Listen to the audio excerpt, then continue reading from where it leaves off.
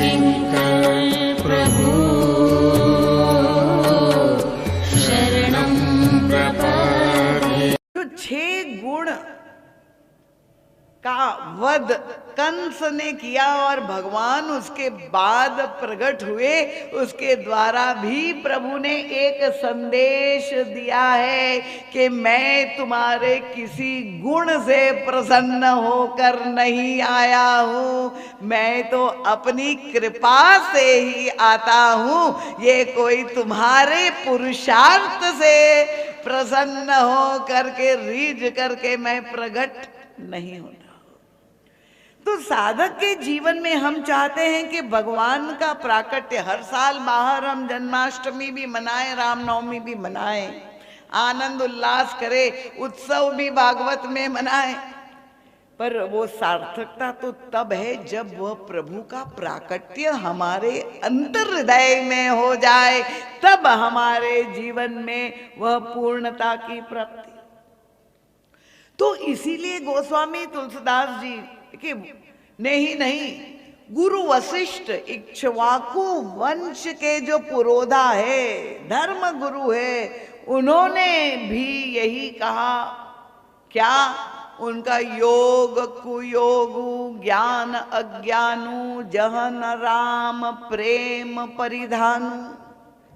एक व्यक्ति बहुत बड़ा योगी है, पंकज भैया, मतलब की बात है आपके लिए, क्योंकि आजकल योगा की बहुत प्रचार पूरे विश्व में।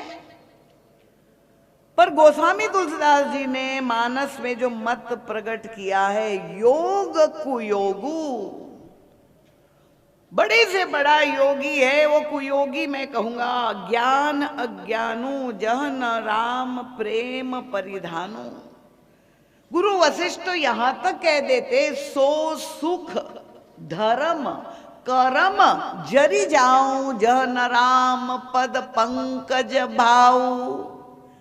वो सारा सुख, वो सारा धर्म, वो सारा कर्म जला देने योग्य है अगर आपके हृदय में राम के प्रति अनुराग और प्रेम नहीं है।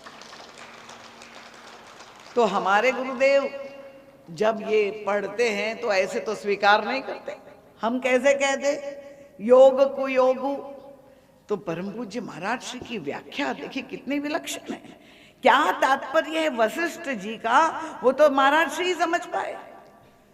मानस में 2 योगियों की चर्चा है। आप लोग सुनना चाहते हैं तब तो मैं आगे बढ़ूं, क्योंकि मुझे मालूम है मैं स्वयं भी शीतकाल से जो है प्रताड़ित हो रही हूं, तो आप लोगों को भी ठंड लग रही होगी। अगर सुनना चाहते तो थोड़ी गहराई में आपको ले जाऊं। मानस में 2 योगी है, 2 योगियों की चर्चा है। वो 2 योगी कौन है? एक जो असाधारण योगी है वो है ये 10 शीश वाला रावण, असाधारण योगी है। और दूसरे योगी है वो है महाराज जनक, जिन्हें हम विदेह कहते हैं। अब ये जो 2 योगी है, ऐसा लगता है कि योग साधना की पराकाष्ठा चरम रावण के जीवन में दिखाई दे रही है। देखिए हम तो आजकल जो थोड़ा बहुत मंच पर उछल कूद देख करके तालियां बजाने लगते और कहते बहुत बड़े योगी जी है, पर रावण के जीवन में जो योग साधना थी, आप जानती थी, ऐसा लगता है कि उन्होंने अपनी योग साधना के द्वारा पूरी प्रकृति पर, पंच तत्व पर उसने अधिकार प्राप्त कर लिया था। और ये भी अगर कहें कि लगता है कि मृत्यु पर भी रावण ने विजय प्राप्त कर ली थी। ऐसा योगी अद्वितीय, मतलब वो जैसे कहता था वैसे देवता, पवन देवता हो, अग्नि देवता हो, वैसे उसके अनुशासन में चलते थे, वैसा योगी। और चमत्कार तो तब दिखाई देता है। देखिए आजकल चमत्कारी बाबाओं की फेर में बहुत समाज चल रहा है, बड़ी भारी भीड़ दिखाई दे रही है। बड़े बड़े दरबार लग रहे हैं और लोग जा रहे हैं वहां, क्यों? बड़ा चमत्कार है हो रहा है, शिवालय में सुबह भीड़ हो रही है। तो अगर आप लोग चमत्कारी बाबा के चक्कर में हैं तो ऐसा चमत्कारी बाबा तो आज तक नहीं सुना होगा जैसा हमारा ये रामायण का खलनायक रावण है। क्योंकि जब युद्ध हो रहा है तो भगवान श्री राम स्वयं बाणों का प्रहार करके रावण की भुजा काट रहे, उसके सिर काट रहे, पर फिर भी रावण की मृत्यु नहीं हो रही है। ऐसा चमत्कार कहीं देखा सुना कहीं से संसार में? प्रभु उनकी भुजा काट रहे, नई भुजा निकल रही, उनका सिर काट रहे, नया सिर निकल रहा, और लंका का ऋणांगन फटा पड़ा है, लाखों रावण की भुजाएं और सिर से भरा हुआ है, और फिर भी ये दुर्दांत दैत्य मर नहीं रहा है। कल्पना कर लीजिए योग साधना का चमत्कार जो रावण के जीवन में दिखाई दे रहा है, पर फिर भी वशिष्ठ जी कह रहे योग कुयोगु, रावण योगी है कि कुयोगी है। अब ये समाचार जो है भगवान राम और रावण के युद्ध का श्री किशोरी जी को जब प्राप्त होता है, त्रिजटा ने सुनाया कि रावण मर नहीं रहा है, तो मां हमारी स्वामिनी किशोरी जी इतनी दुखी चिंतित हो गई कि प्रभु के बाण तो अमोघ है, लौट लौट करके वापस आते हैं, और ऐसे कैसे हो कि प्रभु बाण का प्रयोग करे और फिर भी ये न मरे। और तब त्रिजटा ने के सामने उन्होंने पूछा ये क्यों मर नहीं रहा है रावण? तो त्रिजटा ने कहा कि देवी क्षमा कीजिए, पर कारण आप है। देखिए ये वो मानस के सूक्ष्म प्रसंग है। भगवान श्री राम के सामने समस्या है। क्या समस्या? उनका यही ते उर बस जानकी, जानकी मम उर्वास है, और मम उदर बस 14 सहस ब्रह्मांड है। प्रभु के सामने समस्या क्या है कि उन्होंने देखा कि रावण ध्यान कर रहा है, और ऐसी ध्यान में एकाग्रता, कृपया ध्यान से कान खोल के सुन ले। मैं जब आप लोगों को नित्य प्रति ध्यान कराती हूँ, आप लोगों की क्या स्थिति ध्यान करने? आजकल ध्यान की भी बड़ी फैशन हो गई है। लोग कहते हैं मैं आजकल रोज ध्यान, किसका ध्यान कर रहे हैं राम जाने। विभीषण जी ने प्रभु से कहा, प्रभु मैं नित्य प्रति आपका ध्यान करता था और आप अंतर ध्यान हो जाते थे, तो हम तो ध्यान करना है तो कितनी सावधानी रखते, जरा भी आवाज ना हो, और ध्यान करते हुए एक मच्छर ने आके काट लिया आपको, क्या होगा? आपका पूरा ध्यान उसी समय समाप्त हो जाएगा। अब ये रावण ध्यान कर रहा है, देखिए ध्यान से। जो रावण का कोई भक्त बैठा है क्या यहाँ? हाँ, गलती से आ गया हो, भक्त बन मत जाइए, आया नहीं तो कोई बात नहीं। रावण ध्यान कर रहा है युद्ध क्षेत्र में लड़ते हुए, और घमासान युद्ध चल रहा है, और रावण पर प्रहार, पत्थर, पहाड़, वृक्ष, बाण, चारों ओर से प्रहार हो रहा है, पर एक क्षण के लिए भी उसका ध्यान विचलित नहीं हो रहा। किसका ध्यान कर रहा है? यही के उर बस जानकी, श्री सीता जी का, जानकी जी का सतत एक ही ध्यान रावण कर रहा है। और जानकी जी किसका ध्यान कर रही है? यही के उर्वस जानकी, और जानकी मम उर्वास है। जानकी जी अपने प्रियतम प्रभु सरकार ठाकुर जी का ध्यान कर रही है तो निरंतर। और प्रभु ने कहा मेरे सामने समस्या क्या है कि जब जानकी जी मेरा ध्यान कर रही है और मेरे उदर में तो 14 सहस्र ब्रह्मांड का निवास है, तो अगर मैं बाण का प्रयोग करता हूं तो सारा ब्रह्मांड ही समाप्त हो जाएगा। और तब ये रावण की मृत्यु कैसे हो? प्रभु लीला में विभीषण जी से ये प्रश्न पूछते हैं। देखिए, क्योंकि लीला कर रहे हैं तो पूरी नर लीला कर रहे हैं, युद्ध करते हुए पसीने की बूंद आ गई माथे पे। प्रभु कहते हैं, भले मानुष बताओ तुम्हारा बड़ा भाई कैसे मरेगा? और तब विभीषण महाराज अभी तक चुप्पी साधे हुए बैठे थे, धीरे से बोले, प्रभु नाभि कुंड पीयूष बस या के नाथ जियत रावण बलता के। प्रभु उसके नाभि में अमृत कुंड है और इसलिए 30 बाणों का प्रयोग जब आप करेंगे, केवल उनकी भुजा और सिर को काटेंगे तो वो नहीं मरेगा, क्योंकि नाभि में अमृत कुंड है और वो अमृत के कारण वो नए सिर और नई भुजा निकल आ रही है।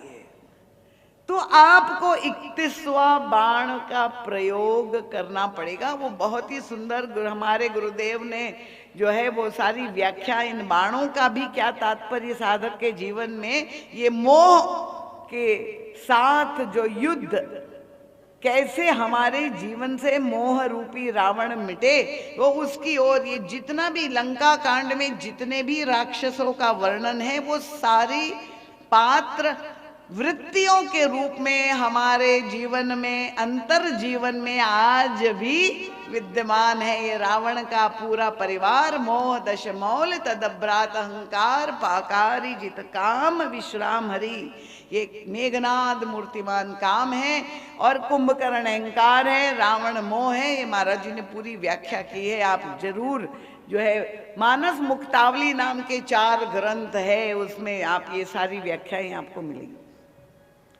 तो इसका मतलब क्या? विभीषण कह रहे नाभि में अमृत है और ये जो है त्रिजटा ने ये कहा, विभीषण जी ने कहा कि अमृत है, त्रिजटा कह रही है कि महाराज जी ने कहा 2 अलग अलग बातें हो गई, पर ऐसा नहीं है। ये कहने का तात्पर्य क्या है? विभीषण जी कह रहे हैं क्योंकि जैसे त्रिजटा ने कहा कि आप उनके हृदय में निवास करती है और श्री किशोरी जी के चरणों से निरंतर अमृत का श्राव होता है, वो सारा अमृत नाभि में जा करके एकत्रित हो गया है और इसी अमृत के कारण उसको अमरता प्राप्त हो। तो ये विभीषण जी ने संकेत किया कि प्रभु जब आप 31वां बाण का प्रयोग करेंगे और एक क्षण के लिए उसका ध्यान जब किशोरी जी से हटेगा, सीता जी से, तब जाकर के रावण की मृत्यु होगी। पर अब रावण को कुयोगी माने कि योगी माने? महाराज श्री कहते हैं कि रावण योगी तो बहुत बड़ा है, पर हम उसको भक्त कह सकते हैं, भगवान का भक्त कह सकते हैं रावण को? बताइए, जो भक्त मानता हो हाथ ऊपर करे। रावण को भक्त आप कहेंगे? अच्छा, और भी कोई है? अब एक ही हाथ है, 2-3 हाथ डर डर के ऊपर आ रहे हैं। अब आपको मैं ये प्रश्न करूंगी कि रावण सीता जी का ध्यान कर रहा है, पर सीता जी किसका ध्यान कर रही है? क्या रावण ने इस पर ध्यान दिया? वो सीता जी को चाहता था, महाशक्ति को चाहता था, भक्ति रूपा सीता जी माने या शक्ति रूपा माने, जो भी सीता जी को ले करके योगी के रूप में वो शक्ति चाहता है, शक्ति का अपहरण करके ले आया, अशोक वाटिका में बंदिनी बना दिया। पर क्या श्री सीता जी को प्राप्त किया, ये कह सकते हैं? क्या सीता जी ने उनकी ओर देखा? क्योंकि निवेदन करता हुआ तो दिखाई दे रहा है, सारी अपनी संपत्ति को लेकर के जा करके निवेदन कर रहा है, प्रणय निवेदन, और यहाँ तक कि प्रलोभन देता है, मंदोदरी आदि सब रानी तब अनुचरी करो पन मोरा, एक बार बिलो की ममोरा। तो श्री सीता जी ने तो आंख उठा करके भी उसकी ओर नहीं देखा। और श्री सीता जी की ध्यान कहाँ है, किसको देख रही है? देख लीजिए, ये तो हनुमान जी महाराज ने देख लिया, रावण नहीं देख पाया। जब हनुमान जी लौट करके आए लंका से, प्रभु ने पूछा श्री हनुमान जी महाराज से, कहो तात के ही भांति जानकी, रहती करती रक्षा स्वपाण की। व्यंग था प्रभु का एक प्रकार का, क्योंकि सीता जी ने ही कहा था, प्रभु अयोध्या से जब जा रहे थे कि एक क्षण आपके बिना मैं नहीं रह पाऊंगी, की तनु प्राण की केवल प्राणा।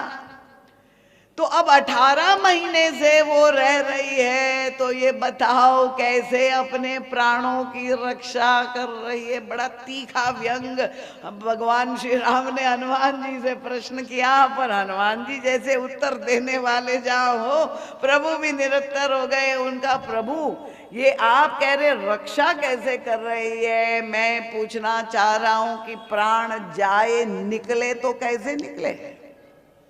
क्यों? उनका इतना तगड़ा पहरेदार जहां पर हो, और केवल एक समय का नहीं, आप भी अपनी कोठियों पर सिक्योरिटी गार्ड रखते हैं कि नहीं, पहरा देने वाला। हनुमान जी ने कहा, प्रभु नाम पाहरू दिवस निसी, और ध्यान तुम्हार कपाट। सुंदरकांड आप सब पढ़ते हैं, इसलिए मैंने ये सूत्र दिया। लोचन निज पद जंत्रित, तो प्राण जाहि के ही बाट। उनका प्रभु इतना बड़ा तगड़ा पहरा हो, और फिर कपाट बंद हो, दरवाजा बंद, और उस पे ताला भी ऐसा लगा हुआ, कंप्यूटराइज्ड लॉक।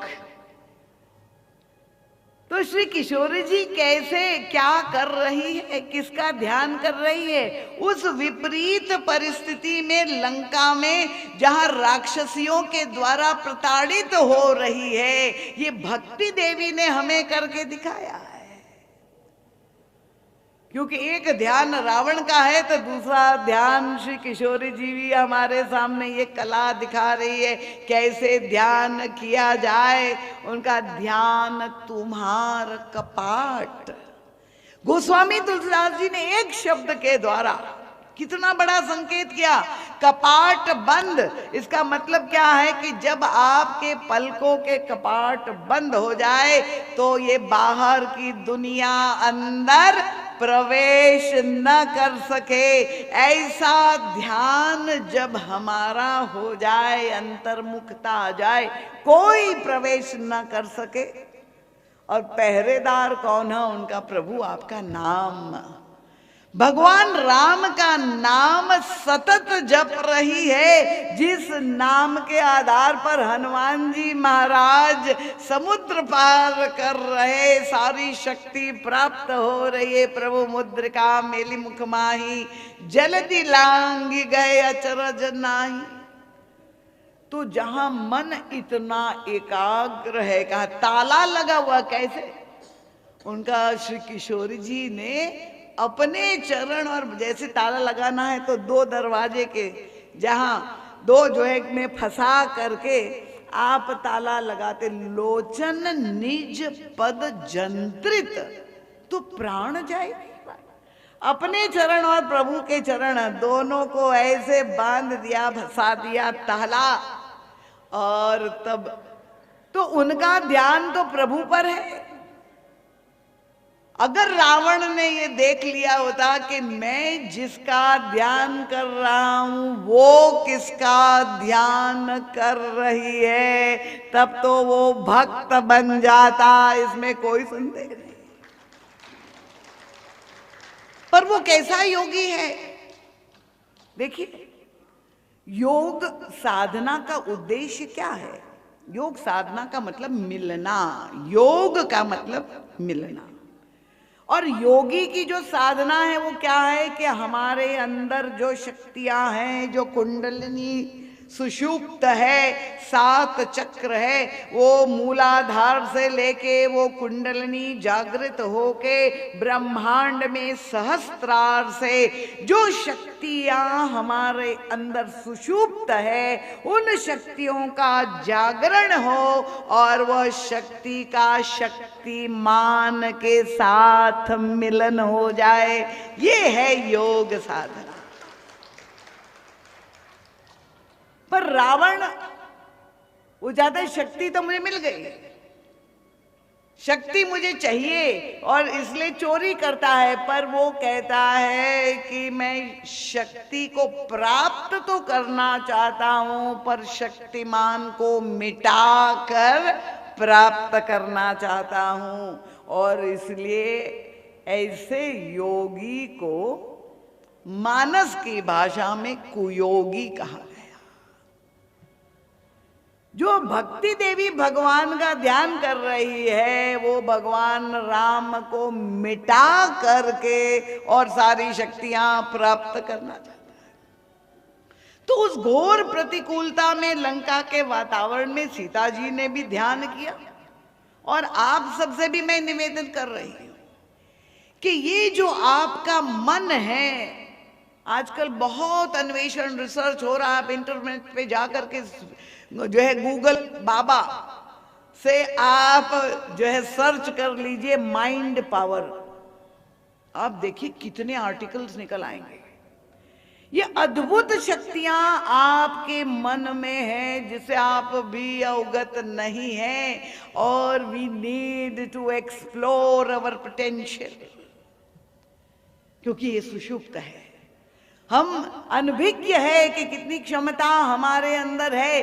तो भगवान के नाम में जो शक्ति है, एक देवी ने मुझे कहा, दीदी माँ आप हमें दीक्षा दे करके मंत्र भी आपने दिया, पर हम क्या बताएं, घर का काम करना है, पतिदेव की सेवा करनी है, और सास ससुर की सेवा, बच्चों को स्कूल जाना, टिफिन पैक करना, सारे कार्य करना है। तो इसलिए इसमें भजन करने का टाइम ही नहीं मिलता है। इसलिए मैं तो यही करती हूँ कि 12 बजे तक सबको विदा करने के बाद स्नान करके भजन करने बैठती हूँ। मैंने कहा ठीक है, सबको विदा करके भजन करती हूँ, पर जब सब सो रहे तभी भी तुम सुबह ब्रह्म मुहूर्त में उठ करके भजन कर सकती हो 4 बजे, वहां तो कोई हस्तक्षेप करने नहीं आ रहा, और ये भी संभव नहीं है। तो मैंने कहा कितना सरल समझ उपाय है, कोई झगड़ा नहीं है। उनका क्या? मैंने कहा देखो, संसार वाले तन चाहते हैं और भगवान मन चाहते हैं, कोई झगड़ा है? तन संसार को दो, सारा कार्य करो, खाना बनाना, झाड़ू पोछा, जो करना हो करते रहो, पर मन भगवान के चरणों में रखो। तो वो जो तुम भजन कर रहे, भोजन बना रही, वो भी ये नहीं मेरे पति के लिए बना रही, ये नहीं कि मैं अपने बच्चों के लिए, मैं भगवान, मेरे प्रिय, जो भी भाव से आप उनका भजन कर रहे हैं, मेरे पिता है, मेरे बेटे हैं, मेरे सखा है, जिस भाव से आप श्याम सुंदर से जुड़े हो, राम सुंदर से, उस भाव से कि जो भी कर रही हूँ, घर में साफ कर रही हूँ, साफ सफाई, तो मेरे प्रभु का ये निवास है, उनके लिए कर रही हूँ, भोजन उनके लिए बना, तो भोजन भी दिव्य प्रसाद हो जाएगा। और वो जब पाएंगे आपके परिवार के लोग, तो आपके पति की भी बुद्धि शुद्ध हो जाएगी, और आपके सास ससुर की भी बुद्धि शुद्ध हो जाएगी, और आपका पूरी दिनचर्या ही भजनमय हो जाएगी। तो ये मन की शक्तियों का प्रयोग करना, ये योग हमें ईश्वर से मिलना है। इसलिए कहा कि योग कुयोगी ज्ञान अज्ञानू, उनका रावण बहुत बड़ा ज्ञानी था, पर गोस्वामी तुलसीदास जी ने तो उनको ज्ञानी नहीं माना, उनका ये सारा उनका ज्ञान व्यर्थ है। उसे एक बार कुंभकर्ण ने पूछा कि ये बताओ, अंत में तुम श्री सीता जी का अपहरण करके लाए साधु वेश में बना करके, तुम्हारे पास ये मायावी शक्ति दैत्यों के पास होती थी। तो जब तुमने साधु का वेश बनाया तो तुम राम का भी एक बार वेश बना लेते तो क्या।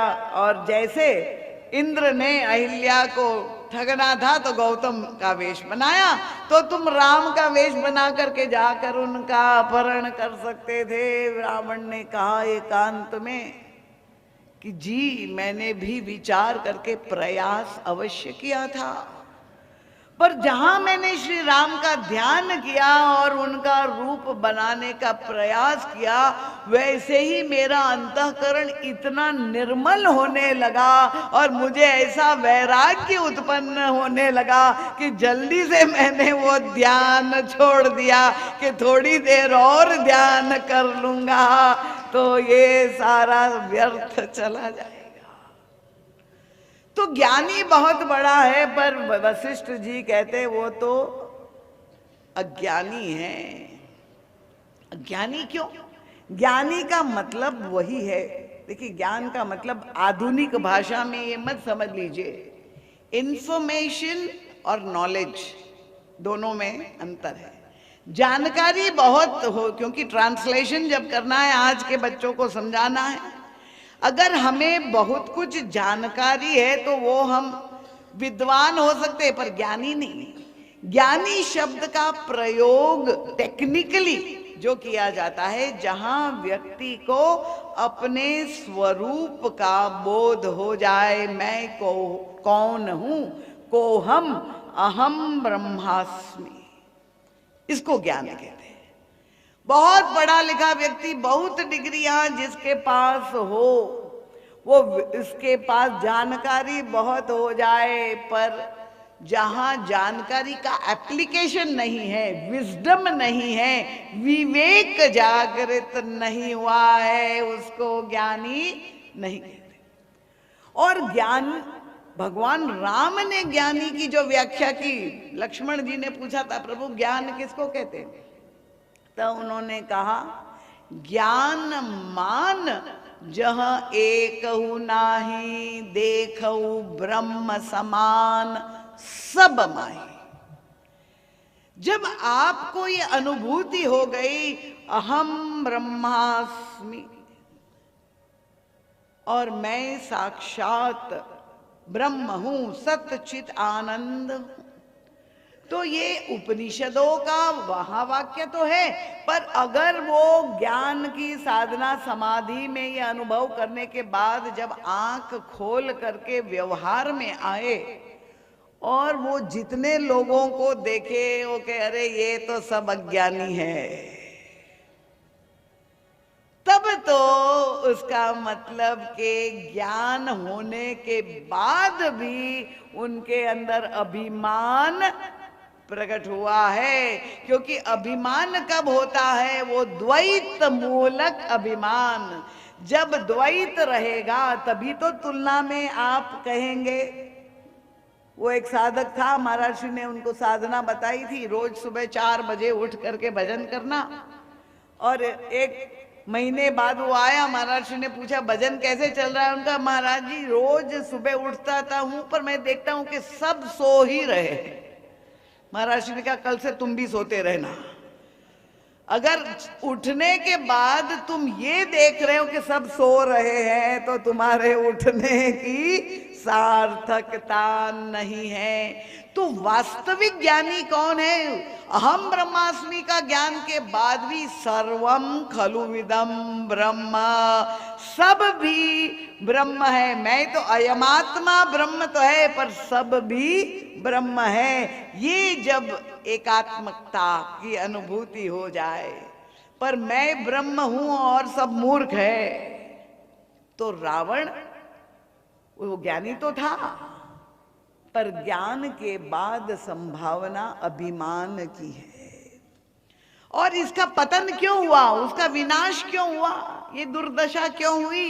यही वेदों ने स्तुति की। जब श्री राम ने वध कर दिया तो वेद आए स्तुति करते हुए और प्रभु से कहा, जे ज्ञान मान विमत तब भव हरणी भक्ति न आदरही, ते पाई सुर दुर्लभ पदादपि परत हम देखत। ज्ञान के बाद अगर भक्ति का उदय आपके जीवन में नहीं होगा तो ज्ञान के साथ भी अभिमान होने की संभावना है।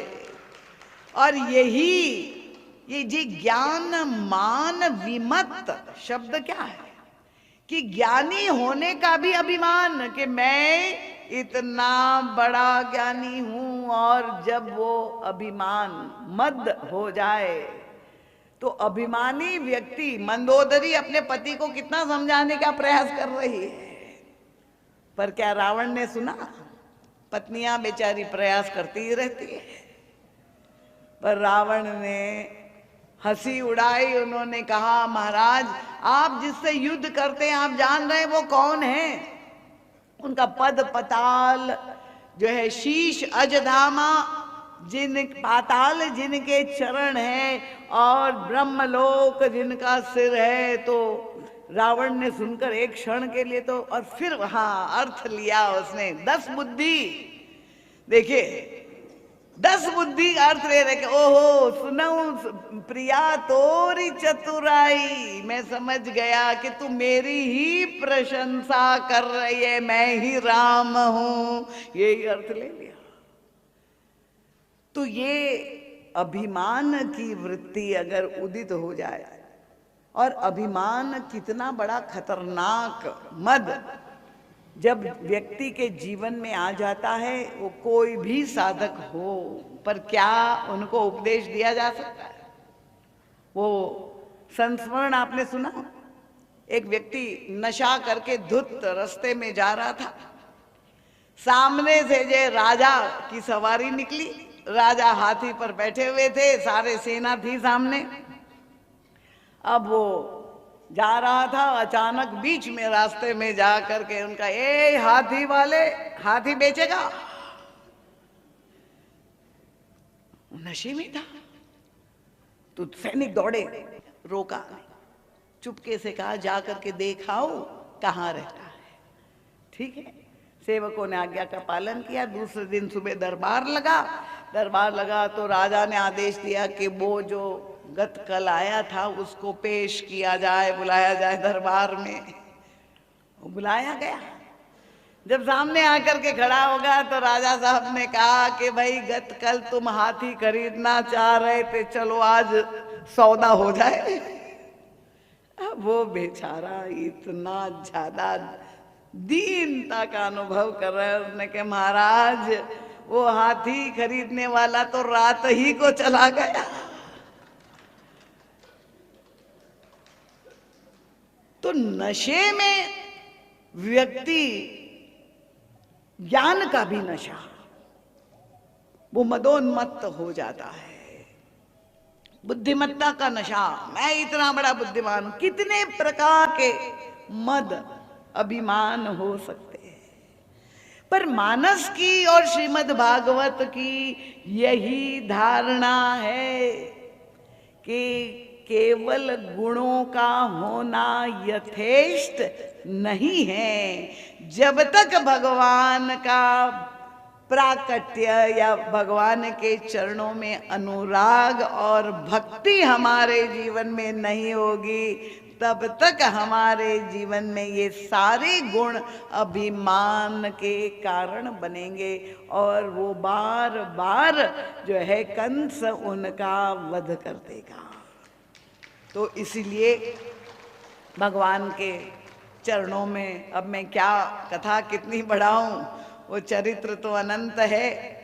पर आप जरूर शील सिंधु राघव माधुर्य मूर्ति माधव नाम का जो ग्रंथ है हमारे गुरुदेव ने, क्योंकि भगवान जब प्रकट हुए, देखिए वहां भी संकेत यही है, कौशल्या अम्बा के सामने जब प्रभु श्री राम का मध्य दिवस सरु शीत न घामा, उस समय जब प्रकट हो गए, प्रभु ने कौशल्या अम्बा को भी चतुर्भुज रूप में दर्शन दिया।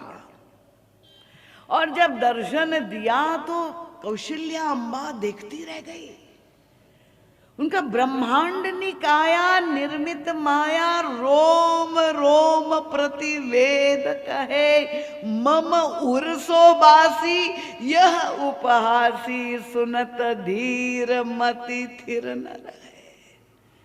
उनका मुझे विश्वास नहीं हो रहा है कि जिसके रोम रोम में ब्रह्मांड है, ये मेरे उदर में कैसे समा गया। जब देख करके विस्मित है तो प्रभु ने स्मरण दिलाया, माँ पूर्व जन्म में शत्रुपा के रूप में आपने साधना की थी और आपने ये मांग की थी कि आप पुत्र के रूप में प्रकट हो, मेरे शरीर जय पुत्र बन करके आए, पर मुझे कभी भी ये विस्मृत ना हो कि आप साक्षात परब्रह्म परमात्मा है।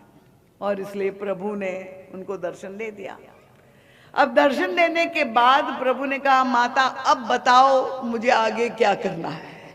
देखिए, अब ज्ञान हो गया, दर्शन प्रभु का हो गया। ज्ञान का मतलब सत्य का साक्षात्कार हो गया माँ जय कौशल्या अम्बा को। अब माँ ने कहा, ये तो क्या कहे, सीधे नहीं कह सकती थी, इसलिए घुमावदार ढंग से भक्तों की चतुराई उनका की जय शिशु लीला अति प्रिय शीला। प्रभु आप बाल लीला करिए। और तब क्या क्या, सुनी वचन सुजाना रोदन ठाना। भगवान ने जो रोना शुरू किया, उनका शिशु लीला कीजिए, तो प्रभु रो रहे और जोर जोर से प्रभु रो रहे। क्यों रो रहे? वो सबको पता चल गया महल में कि बालक का जन्म हो गया। महाराज कहते नहीं, भगवान रुदन करते हुए पुकार रहे, संसार वालों मैं ऊपर से नीचे आ गया हूं, अब तो तुम मेरे पास आओ। ये प्रभु की पुकार है, प्रभु रुदन करके हम सबको बुला रहे। तो भगवान तो रो रहे। कौशल्या अम्बा के साथ तुलसीदास जी भी वहीं खड़े थे, क्योंकि गोस्वामी जी तो प्रत्येक लीला में स्वयं सम्मिलित होकर के लिखते हैं मानस को। विलक्षण उनकी तो जय साक्षात उपस्थित उन्होंने किया कि कहा कि पूछा अब क्या किया जाए। भगवान ने तो रोना शुरू कर दिया, तो फिर अब बालक बहुत रोता है तो छुपाना पड़ता है ना। उनको रोने दो, हम लोग क्या करें। उनका चलो हम लोग सब गाना शुरू करते। क्यों? उनका ये चरित जे गावई हरि पद पावई। उनका हरि ऊपर से नीचे उतर आए हैं, हरि पद में वैकेंसी हो गई है। तो जब हरि नर बन गए तो चले हम उनका गुणगान करें और एक एक करके हम लोग हरि पद प्राप्त कर ले, और इसलिए गाना शुरू कर ले। तो जन्म के समय सोहर गीत क्या अद्भुत। आप लोग में से किसी ने अगर अयोध्या का वो आनंद लिया हो, शायद अगर हो आपको, तो आज एक सोहर सुना दीजिएगा। बाद में दिव्य सोहर गाए जाते जन्म के समय। तो ये चरित्र जे गावई हरि पद पावई ते न परई भवकूपा। ये भवकूप में वह नहीं फंसेगा। तो यहाँ राधा कृष्ण मंदिर के प्रांगण में जितने बैठे हुए कथा सुन रहे वो पढ़ेंगे क्या? भवकूप में पढ़ेंगे? पढ़ेंगे तो जोर से बोलिए ना। नहीं पढ़ेंगे। तभी तो केजरीवाल जी को आनंद होगा कि देखिए ये कथा जो हुई वो सार्थक हो गई, कि ये सब पार हो जाएंगे। ये चरित जे गावई हरि पद पावई। और अब श्याम सुंदर वहां पर आप बताइए प्रभु प्रकट हुए, और प्रकट होके वहां भी प्रभु ने अपना दिव्य दर्शन कराया। पर वहां कौन से बाजे बजाए? कौन से सोहर गीत गाए जाए, वहां तो इतने डरे हुए हैं वसुदेव और देवकी कि गलती से भी कोई स्वर ना हो। सारे देवी देवता उपस्थित हो के स्तुति करने लगे और तब प्रभु उनको दर्शन दे करके उस प्रतिकूलता में प्रभु प्रकट हो करके जो आश्वासन देते हैं और वहां से निकल कर जब गोकुल पहुंचते हैं तो वहां पर नंदोत्सव होता है। नंद गैरा नंद भयो जय कन्हैया लाल की। तो ये अब बहुत कहूँ का कथा बढ़ाई, बहुत विलंब हो गया है। आप लोग महाराज जी का ये ग्रंथ शील सिंधु राघव माधुरी मूर्ति माधव भक्तों का हृदय, ये बहुत ही विलक्षण कृतियां हैं, अवश्य उसका लाभ ले।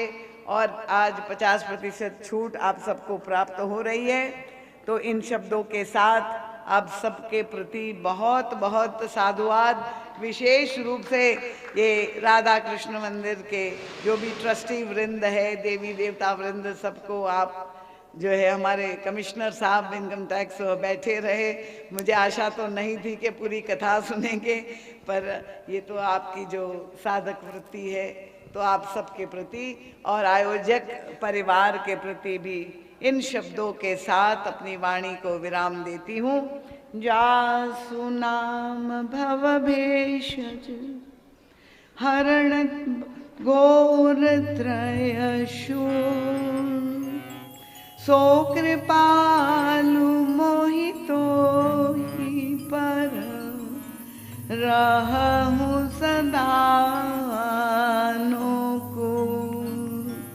सियावर रामचंद्र की जय। शरणम बोलिए वृंदावन विहारी लाल की जय। पूज्य पाद गोस्वामी तुलसीदास जी महाराज की जय। संत समाज की जय। भक्त समाज की जय। भारत माता की जय। सत्य सनातन धर्म की जय। बोलिए सद्गुरुदेव भगवान की जय। सियावर रामचंद्र भगवान की जय। अभी रामायण जी की आरती होगी।